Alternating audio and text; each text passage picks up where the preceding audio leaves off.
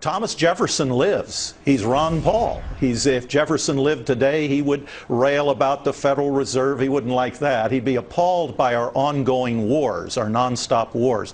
Jefferson said, the less you use power, the greater it becomes.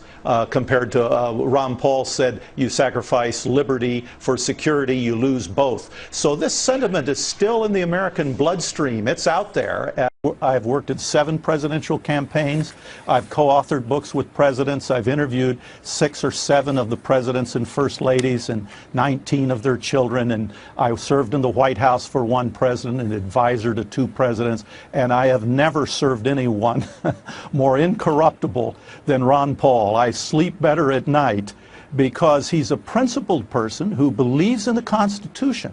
And that offends sometimes some groups, this group or the other group, but it's a wonderful document, and there's nothing extreme, there's nothing dangerous, there's nothing wrong with the U.S. Constitution. There are just a lot of people that love Ron Paul, and they see him as almost an impossible figure. People after Watergate wanted honesty, and now they want someone who's incorruptible. There's corruption with Wall Street, there's corruption with K Street and the lobbyists, and here comes this country doctor from Texas, won't take a bribe, won't touch the lobbyist money, votes against any pay raises, won't take his congressional pension, gives back much of his money allocated as a congressman.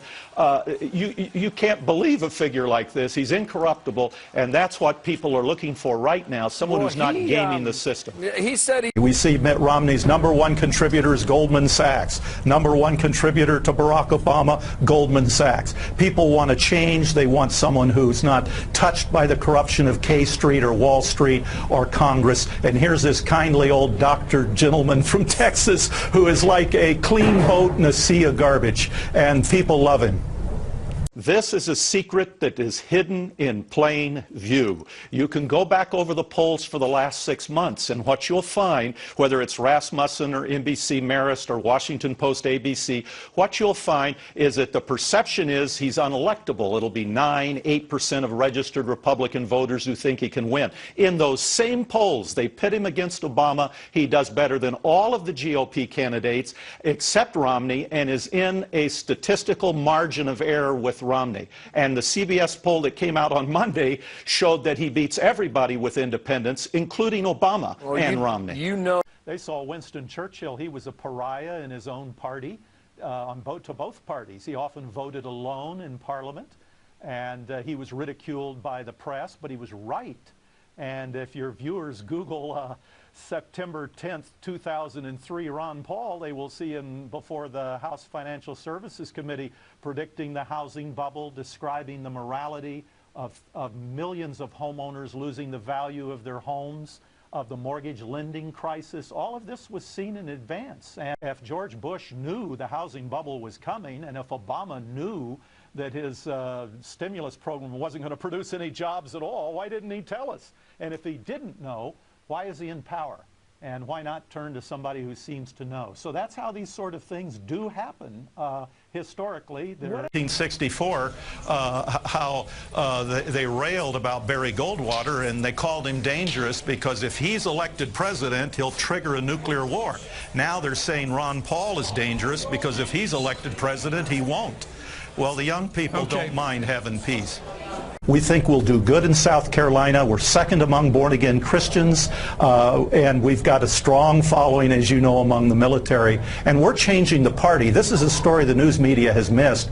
I saw the change of the party under Goldwater. I saw the change in '88 when evangelicals swept into the party. Something like this is going on now. Our supporters are coming in and changing the Republican Party from the county level up, and the news media is missing this. Ron Paul sponsored 620 bills. He passed 1, and it was fairly insignificant. Doesn't Congressman Paul have a history of failure when it comes to getting his proposals passed?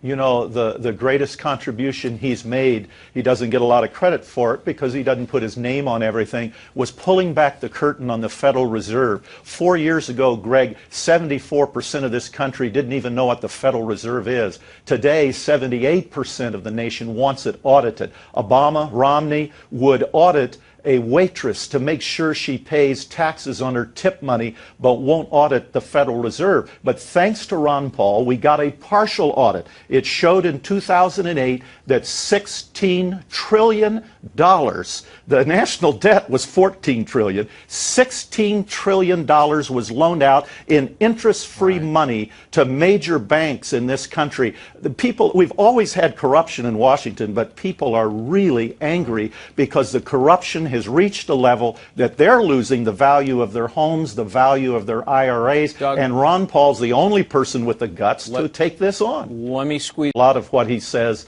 and believes is misrepresented. He believes strongly in the Constitution, and that if we want to go to war, let's go to war. He voted in favor of going after Osama bin Laden, and he supported Israel in 1981 he opposed almost the assassination, alone. though. He opposed the way the assassination was conducted. He felt it should have been done immediately when we went Didn't in. he say That our America's purpose to should not blame? be. Ron Paul is incorruptible. He's honest. He's a good example of our foreign policy now. Is just in the last few weeks we have troops on the ground, boots on the ground in Australia for purposes of defending us against China. Sure. So we borrow money from China to have American troops in Australia to defend us against China. He believes we need a little more sanity. That does to seem our to foreign resonate policy. with a lot of folks. There's nothing dangerous about the U.S. Constitution.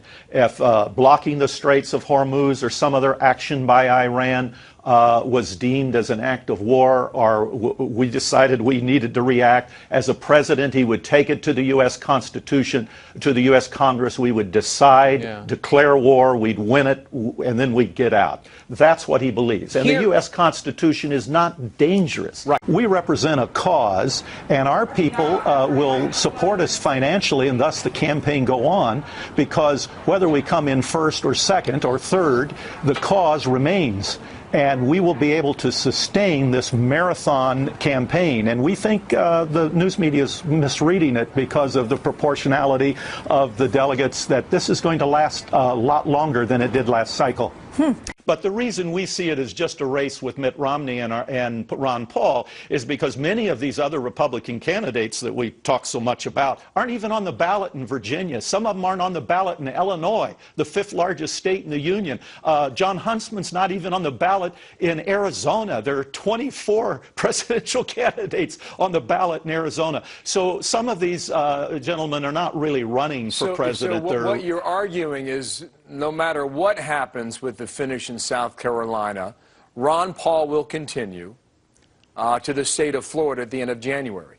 And he'll continue beyond that. And we think we'll do very well in South Carolina because, as you know, among military families, the military, they give more money to Ron Paul, the active military, than all the other GOP candidates combined. And there's a reason for that. They know that Ron Paul is not going to send them into a war to die for some Pentagon contractor. He'll send them to war when it has to defend America. Doug Wead, thank you. We're going to check in, Thanks, okay? Bill. See how you feel in about a week, all right? Okay, thank you, Bill. Martha.